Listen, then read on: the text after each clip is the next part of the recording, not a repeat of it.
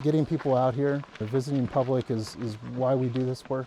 So this is the Pfeiffer Falls Trail, and we lost this trail in 2008 during the Basin Fire, which burned up multiple structures and bridges throughout this trail alignment. This was one of the more famous destinations for the public visiting Pfeiffer Big Sur.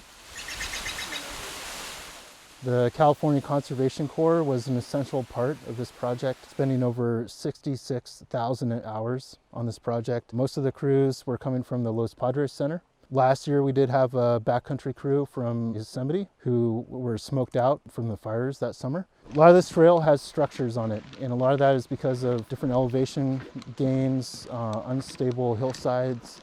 Also, this is a Class 1 trail, so we expect a large visitation. So we wanted to make sure that we were building something that's sustainable and will last for generations. We have redwood trail steps, rock retaining walls, standing here on a 70-foot fiberglass bridge. And all of these structures that you see, the Conservation Corps had a huge part in it. For this project, this was our main priority. After 2017, we did have to pull the crew off to work on the emergency bypass trail when the Highway 1 bridge went out. It makes me feel good. Yeah. It's awesome that we get to help out, and I get to be a part of this team now, be a part of something better. We're out here making a difference. The faster and better we do this job, the way better off people who are stuck here are. California State Parks has a great relationship with the California Conservation Corps.